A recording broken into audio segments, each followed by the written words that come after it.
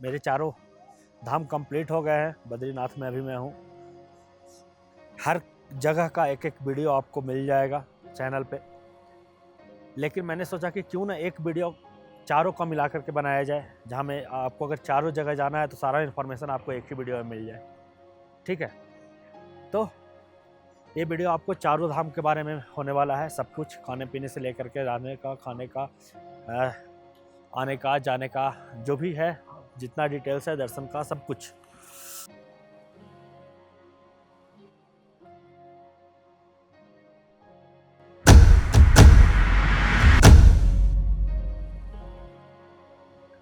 चलो फिर शुरू करता हूँ। ये वीडियो आपको सबसे पहले तो आने जाने से, मतलब कैसे आना है, क्या करना है। तो आपको अगर 4 धाम करने हैं उत्तराखंड के, तो आपके पास आपका स्टार्टिंग पॉइंट हरिद्वार या ऋषिकेश होना चाहिए।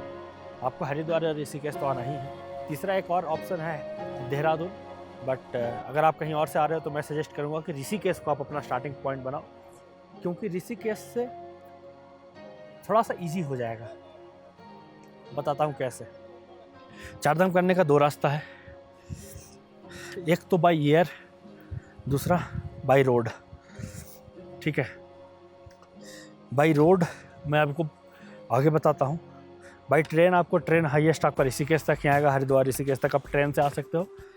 आप चाहो तो बाई एयर देहरादून से आपको हेलीकॉप्टर की सुविधा उपलब्ध है। देहरादून के एयरपोर्ट से आपको हरसिल के लिए एयरपोर्ट मिलेगा, केदारनाथ के लिए फाटा के लिए मिलेगा, फाटा से आपको केदारनाथ के लिए भी हेलीकॉप्टर मिलेगा, तो यमुनोत्री के लिए भी मिलेगा। तो जहाँ से भी आपको हेलीकॉप्टर चाहिए, इधर मैं लिंक दे दूँगा, वहाँ से आप बुकिंग कर सकते हो हेलीकॉप्टर के लिए। बस याद रखना कि हेलीकॉप्टर की बुकिंग बहुत फास्ट गायब हो जाती है, स्लॉट मिलना बहुत मुश्किल है, लेकिन फैसिलिटी तो अवेलेबल है। अगर आपको बाई रोड आना है तो आपका स्टार्टिंग पॉइंट है ऋषिकेश, जैसा बताया मैंने। वहाँ से आपको 2 मॉडल में इसको बांटो, गंगोत्री और यमुनोत्री एक साथ, और बद्रीनाथ और केदारनाथ एक साथ। ठीक है, बद्रीनाथ और केदारनाथ क्योंकि एक रूट में पड़ता है, और गंगोत्री और यमुनोत्री एक रूट में पड़ता है। आप स्टार्ट करो यमुनोत्री से। यमुनोत्री जाने के लिए उत्तरकाशी की बस पकड़नी है। कहाँ से? ऋषिकेश से, क्योंकि डायरेक्ट बस की सुविधा मिलना मुश्किल है। अगर आप सीजन में आते हो तो मिल जाएगा, नहीं अगर मिलता है तो उत्तरकाशी की बस पकड़ना है, और उत्तरकाशी की बस से जरासू बैंड उतर जाना है। उसके बाद फिर जरासू बैंड से जानकी चट्टी के लिए बस अगर मिलती है तो बस पकड़ लेना है, अगर नहीं मिलता है तो बरकोट की बस पकड़ना है, और बरकोट से जानकी चट्टी के बाद 6 किलोमीटर का ट्रैक है, आपको यमुनोत्री पहुंच जाओगे। आपको पूरे रास्ता में किराया होने वाला है लगभग 600 रुपये। 600 रुपये में आप पहुंच जाओगे। अगर टैक्सी भी बीच बीच में लेते हो, जैसे जरासू बैंड से आप टैक्सी ले लेते हो बरकोट के लिए, या बरकोट से टैक्सी ले लेते हो जानकी चट्टी के लिए, तो थोड़ा बहुत ऊपर नीचे हो सकता है। 1.5x होता है प्राइस। तो इस तरह से आप यमुनोत्री पहुंच सकते हो। सुबह 5:30 में सबसे पहला बस निकलता है ऋषिकेश से उत्तरकाशी के लिए, और 12 बजे के बाद मिलना मुश्किल है। तो कोशिश करो कि जितना सुबह निकल सके उतना अच्छा है। फिर आपको यमुनोत्री से आना है गंगोत्री। उसके लिए आपको फिर से यमुनोत्री जानकी चट्टी से आ जाना है बरकोट, और बरकोट से आ जाना है उत्तरकाशी। उत्तरकाशी से आपको गंगोत्री की टैक्सी बस मिलेगी। ऐसे सुबह में 6 बजे एक बस डायरेक्ट भी जानकी चट्टी से गंगोत्री के लिए चलती है, अभी वो भी पकड़ सकते हो। शाम को 6-7 बजे तक आपको गंगोत्री पहुंचा देगा। डिस्टेंस लगभग 350 किलोमीटर है। किराया 600 रुपये है। गंगोत्री में कोई ट्रैक नहीं करना होता है, कोई ट्रैक नहीं। आपको सीधा 500-700 मीटर पैदल चलोगे तो आपको मंदिर मिल जाएगा, घाट मिल जाएगा गंगोत्री का, आप दर्शन करो। और अगले दिन सुबह आपको निकलना है कहाँ के लिए? केदारनाथ के लिए या बद्रीनाथ के लिए। मैं केदारनाथ प्रेफर करता हूँ, किया हूँ अपने ट्रिप पे। तो आपको केदारनाथ के लिए सबसे पहले तो उत्तरकाशी आना है। उत्तरकाशी से 5 घंटे का समय लगेगा आपको गंगोत्री से उत्तरकाशी आने में। उसके बाद फिर उत्तरकाशी से एक्चुअली बस अवेलेबल है श्रीनगर के लिए। लेकिन बस का टाइमिंग बहुत ही अजीब है, सुबह 6 बजे ही मिलता है, जो आप पकड़ नहीं पाओगे, क्योंकि अगर सुबह 5 बजे 6 बजे भी निकलते हो गंगोत्री से, आप 10 बजे तक पहुँचोगे उत्तरकाशी। लेकिन वहाँ से टैक्सी, शेयरिंग टैक्सी अवेलेबल है, आप शेयरिंग टैक्सी के थ्रू भी आ सकते हो श्रीनगर तक। श्रीनगर से आपको डायरेक्ट केदारनाथ के सीतापुर बस स्टैंड के लिए भी बस मिलती है, या फिर रुद्रप्रयाग का बस पकड़ लो, रुद्रप्रयाग से फिर आप केदारनाथ का बस पकड़ सकते हो, सोनप्रयाग का एक्चुअली। इस तरह से आप केदारनाथ आ सकते हो गंगोत्री से। और केदारनाथ से आपको सोनप्रयाग के सीतापुर बस स्टैंड से आपको डायरेक्ट सुबह 5 बजे से लेकर के 7 बजे 8 बजे तक डायरेक्ट आपको बस मिलेगा बद्रीनाथ का। आप वैसे भी आ सकते हो, वही बेस्ट तरीका है, नहीं तो आप रुद्रप्रयाग होकर के भी आ सकते हो। केदारनाथ से बद्रीनाथ का डिस्टेंस लगभग 250 किलोमीटर है, 10-11 घंटे लगते हैं। डायरेक्ट बस मिलता है तो सबसे अच्छा है, नहीं मिलता है तो वहाँ से रुद्रप्रयाग का बस ले सकते हो, रुद्रप्रयाग से फिर जोशीमठ का बस ले सकते हो, और जोशीमठ से फिर बद्रीनाथ का बस ले सकते हो। अगर आप उल्टा कर रहे हो, ऋषिकेश से अपोजिट शुरू कर रहे हो, यमुनोत्री से ना करके बद्रीनाथ से कर रहे हो, तो सबसे पहले केदारनाथ नहीं जाओ, सबसे पहले बद्रीनाथ आओ। आपको ऋषिकेश से डायरेक्ट आपको जोशीमठ का बस मिलेगा, हो सकता है कि डायरेक्ट बद्रीनाथ का भी बस मिल जाए, तो बद्रीनाथ आओ और फिर सेम वे में कंटिन्यू करो वापस की तरह, जैसा मैंने बताया। तो हो गया आने जाने का, चारों धाम का। अगर आप गाड़ी रिजर्व करके आना चाहते हो तो आपको हरिद्वार या ऋषिकेश से कैब्स अवेलेबल है। 2000 रुपये per debt plus fuel plus driver का चार्ज मिनिमम आपको पे करना होगा। सीजन में और ज़्यादा हो जाता है। ये मैं छोटी गाड़ियों के लिए बता रहा हूँ। इनोवा टाइप गाड़ी 3500-4000 तक भी जाते हैं। और अगर आपको 15 लोगों वाला है, बिंगर वगैरह करना है या फिर ट्रैवलर वगैरह करना है, तो आपको वो 10,000-11,000 पर डे पे मिल जाएगा। तो अगर आप चाहो तो देहरादून, ऋषिकेश या हरिद्वार, तीनों में से कहीं से भी आप बुकिंग करा सकते हो। बहुत सारे आपको ट्रैवल एजेंट मिलेंगे जो बुकिंग करके देते हैं।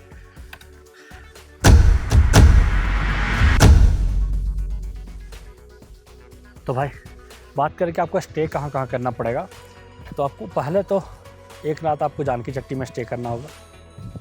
दूसरा आपको उसके बाद फिर दूसरा स्टे आपको करना होगा गंगोत्री में। तीसरा स्टे करना होगा सीतापुर रामपुर में। चौथा स्टे करना होगा केदारनाथ टॉप पे। पांचवा फिर से वापस सीतापुर में। और छठा बद्रीनाथ में। सारे जगह पे आपको अगर आप चाहो तो GMBN का डॉर्मेट्री रूम सब अवेलेबल है। GMBN एक गवर्नमेंट ऑपरेटेड है, तो GMBN मतलब गढ़वाल निगम समथिंग लाइक दैट, तो आप वो कर सकते हो। और नहीं तो दूसरा ऑप्शन है आपको प्राइवेट जो डॉर्मेट्री ले सकते हो, रूम ले सकते हो। हर जगह आपको मिल जाएगा रूम। हर जगह का डिटेल्ड ब्लॉग आपको ऑलरेडी चैनल पे मिल जाएगा, आप देख लेना। लेकिन आप अगर मान के चलो कि 2 लोग हो तो 1000-1200 में रूम, 500 रुपये में डॉर्मेट्री। एक्चुअली मुझे तो अभी तक अक्टूबर के महीने में मैं आया हूँ तो हर जगह 560 रुपये मैंने हाईएस्ट दिया है, नहीं तो 200, 300, 400 में भी मुझे डॉर्मेट्री मिला है हर जगह। तो इसलिए आप को स्टे का कोई प्रॉब्लम नहीं है। अगर 2 लोग हो तो 1000-1200 में मिल जाएगा, 3 लोग हो तो 1500 में मिल जाएगा, और कम में भी मिल जाएगा। एक्चुअली चांसेस कम है, ज़्यादा है कि आपको कम प्राइस में मिल जाए। अगर आप सीजन में आते हो तो थोड़ा टाइम लगेगा। बाय द वे व्यू देखो एक बार। अभी मैं हूँ माना विलेज से वसुधरा वाटरफॉल के लिए ट्रैक कर रहा हूँ। ये बद्रीनाथ से 4 किलोमीटर दूर है।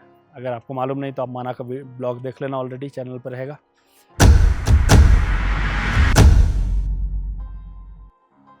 तो बात दर्शन की करें हर जगह, तो यमुनोत्री में दर्शन के लिए आपको 6 घंटे का ट्रैक करना पड़ेगा। मंदिर में कोई भीड़ भाड़ नहीं होता, आधे घंटे के अंदर दर्शन हो जाएगा। फिर 6 किलोमीटर वापस आना है।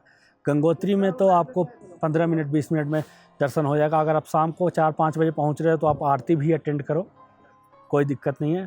शाम को आरती होती है, बहुत भव्य बढ़िया आरती होता है गंगोत्री का। नीचे नदी पे भी होती है, बाद में ऊपर भी मंदिर पे भी होता है, दोनों जगह होता है। तीसरा आ गया केदारनाथ। वहाँ है थोड़ा मुश्किल।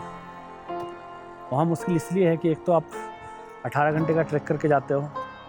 अगर आपको ट्रैक करके जाते जाते आपको शाम के 8 से ज़्यादा हो जाते हैं तो 8 बजे मंदिर बंद हो जाता है। तो अगले दिन सुबह आपको मंदिर 5 बजे खुलता है, उसके लिए रात को 2 बजे से लाइन लगता है। 1-2 बजे से 3 बजे से जब भी लग जाओ, 6 घंटे मुझे लगे दर्शन करने में। बाकी किसी को कम भी लग सकता है, ज़्यादा भी लग सकता है। शाम को अगर आप पहुँचते हो, अगर शाम को 8 बजे से पहले दर्शन कर लेते हो तो आप आराम से दर्शन कर सकते हो, कोई दिक्कत नहीं है, ज़्यादा भीड़ भाड़ नहीं होता। लेकिन शाम को दर्शन का एक लॉस ये है कि शाम को आप जलाभिषेक नहीं कर सकते, मतलब भगवान जी पे जल नहीं चढ़ा सकते। तो एक बात है। बाद में बद्रीनाथ में भी दर्शन के लिए कोई प्रॉब्लम नहीं है। केदारनाथ में हाँ, अगर आप चाहो तो VIP एंट्री कर सकते हो। 2100 रुपये का टिकट मिलता है। 2100 रुपये का टिकट लेकर के आप 1 घंटे में भी दर्शन कर सकते हो। बद्रीनाथ में भी हमें दर्शन करने में कहीं कोई प्रॉब्लम नहीं हुआ। 15-20 मिनट, आधा घंटा लगा होगा हार्डली दर्शन करने में। यहाँ पे एक्चुअली आपको गर्भगृह में जाना है तो सुबह 4 बजे से एक कूपन कटता है, तो उस कूपन को लेकर के आप शाम को 7 बजे दर्शन कर सकते हो अंदर गर्भगृह से। बाकी अगर आपको डिटेल्ड में जानना है किसी भी ट्रैक के बारे में तो ऑलरेडी चैनल पे वीडियो अवेलेबल हो गया है, हो जाना चाहिए। जब तक मैं वीडियो एडिट करूँगा तब देख लेना, नहीं हुआ होगा तो इसके बाद आ जाएगा वीडियो, उसमें देख लेना। डिटेल्ड में आपको सब कुछ पता चलेगा। एक ट्रैक का वीडियो आपको मिलेगा, आइटिनरी का भी वीडियो मिलेगा, सारे 12 ज्योतिर्लिंग के वीडियोज़ मिलेंगे, 4 धाम के वीडियो मिलेंगे, 4 मुख्य धाम के वीडियो मिलेंगे। देख जरूर लेना भाई, जो चाहिए सब मिलेगा। और जो नहीं मिलेगा उसके लिए कमेंट कर देना, मैं बता दूँगा। कोशिश करूँगा कि मैं बता दूँ भाई, जो भी मुझे एटलीस्ट मालूम हो तो मैं बता ही दूँ।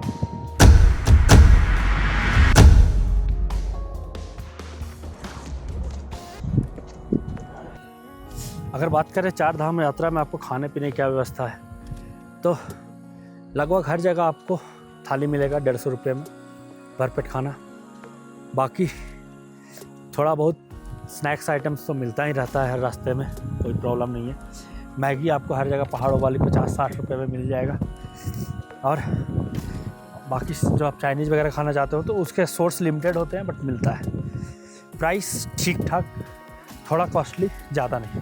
थाली भी आपको 150 में मिलता है, तो अच्छा थाली मिलता है। 4 रोटी, सब्जी, दाल, कढ़ी, कुछ भी 2-3 आइटम, पापड़। बाद में अगर आप केदारनाथ टॉप पे खाना खाओगे तो वो थोड़ा सा कॉस्टली है, मतलब 150 की जगह आपको 200 रुपये देने होंगे। लेकिन 200 रुपये में उतना ऊंचाई पे भी खाना अच्छा मिलता है। और केदारनाथ हो या यमुनोत्री हो, दोनों का ट्रैक में भी आपको हर जगह पे खाने पीने की चीज़ें मिलती रहेगी। नींबू पानी वगैरह मिलता रहेगा, चाय हर जगह आपको मिलता रहेगा, तो कहीं कोई प्रॉब्लम नहीं है। बस आपको अपना इच्छा शक्ति बढ़ाना है और चले आना है 4 धाम यात्रा पे। हर जगह आपको वेज खाना ही मिलेगा, नॉन वेज तो भूल जाओ, नॉन वेज मिलेगा भी नहीं। और फिर यात्रा पे हो तो नॉन वेज खाना भी क्यों है।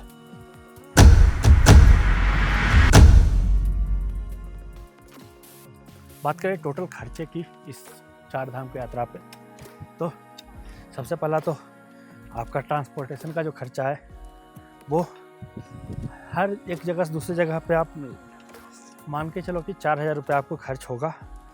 5,000 रुपये में आप ऋषिकेश टू ऋषिकेश कर लोगे बाई बस और टैक्सी मिक्स। सिर्फ बस भी नहीं, सिर्फ टैक्सी भी नहीं, दोनों मिक्स करके मैं बता रहा हूँ।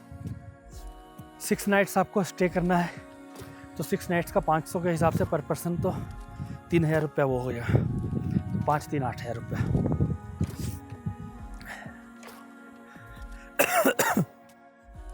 बाकी पर डे आपको 500 रुपीज़ का खाना मान के चलो तो 4000 रुपये वो हो गया, तो 8-4 12। और 3 आप मिसलेनियस लेके चलो, प्रसाद वगैरह और बाकी की चीज़ें, ट्रैक पे नींबू पानी, जो भी छोटी मोटी चीज़ें हैं, थोड़ा शॉपिंग। तो अगर आप चाहो तो बजट में 15,000 रुपये में 4 धाम का यात्रा आप कर सकते हो। ये बजट में बता रहा हूँ मैं। लग्जरी आप स्टे लगते हो, लग्जरी गाइड लेते हो, लग्जरी टूर पैकेज लेते हो, कोई सीमा नहीं है। आप जिस तरह का चाहो उस तरह का आपको फैसिलिटीज अवेलेबल है इस पर।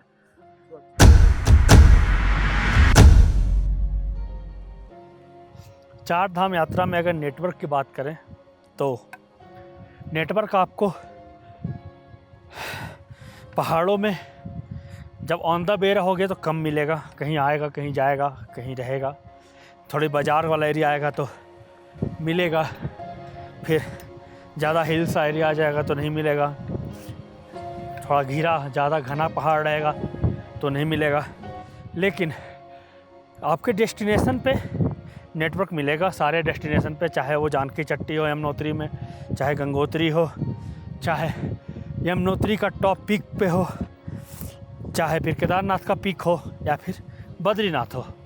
और अभी जो माना विलेज का मैं ट्रैक कर रहा हूँ, यहाँ भी नेटवर्क है। तो नेटवर्क आपको मिलता रहेगा भर रास्ते, लेकिन कंसिस्टेंसी का इशू रहेगा। और यूपीआई पेमेंट्स आपको हर जगह लगभग चल जाएंगे, लेकिन फिर भी मैं सजेस्ट करूँगा कि कुछ ना कुछ कैश आप लेके चलो, ताकि अगर यूपीआई फेल भी हो जाए तो आप फंसो नहीं तो ऐसे यूपीआई लगभग आपको केदारनाथ में भी, ऊपर में भी आप यूज़ कर सकते हो, नीचे बीच रास्ते में भी कर सकते हो, यमुनोत्री ट्रैक पे भी कर सकते हो, और बाकी सब जगहों पे तो कर ही सकते हो।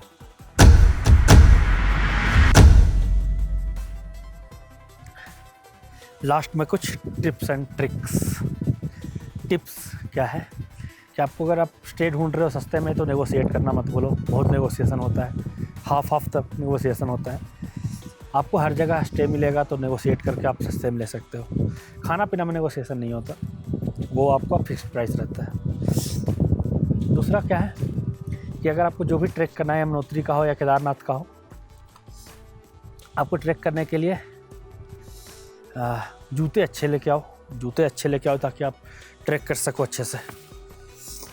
भाई आप चाहो तो माना विलेज से यशोधरा का भी ट्रैक कर सकते हो, जैसे मैं अभी कर रहा हूँ। ये सारी वीडियोज़ में इन्फॉर्मेशन वाली सारा 4 धाम घूमने के बाद रिकॉर्ड कर रहा हूँ, ताकि सब जो मेरा इन्फॉर्मेशन है वो फर्स्ट हैंड हो, मेरा खुद का एक्सपीरियंस हो। दूसरा टिप्स है ना कि आप सफिशिएंट, लेकिन ज़्यादा भी नहीं, रेस्ट ले करके चलो, मतलब बहुत ज़्यादा रिग्रेस नहीं चलो। अगर आप खुद की ड्राइव करके आ रहे हो, बाइक, टैक्सी, तो आपको इस रूट में 4 धाम पे हर जगह आपको पेट्रोल वगैरह मिलता रहेगा, कहीं कोई प्रॉब्लम नहीं है। थोड़ा खांसी हो गया भाई ठंड में, तो ठंड से याद आया कि आप जैकेट और टोपी, 2 जैकेट, 1 टोपी, 2-4 मोजे ज़रूर लेके आओ। एक टिप्स ये भी था ना कि अगर आप कोई भी ट्रैक कर रहे हो, तीनों में से यमुनोत्री, केदारनाथ या माना विलेज का बद्रीनाथ में, तो आप एक लठ, डंडा, ट्रैकिंग पोल जो भी लेना है ले लो। स्टार्ट अगर यमुनोत्री से करें तो वहीं से खरीद लो, वही ट्रैकिंग पोल आप हर जगह लेके चलो। 80-100 रुपये मिलता है, बट वो बहुत हेल्पफुल होता है। बाय द वे, माना विलेज ट्रैक में हूँ अभी, तो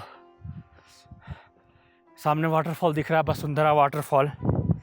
तो अगर आपने माना विलेज का वसुंधरा वाटरफॉल ट्रैक का वीडियो नहीं देखा है तो चैनल पे मिलेगा, आपको देखना ज़रूर, पसंद आएगा, लाइक शेयर सब्सक्राइब करना।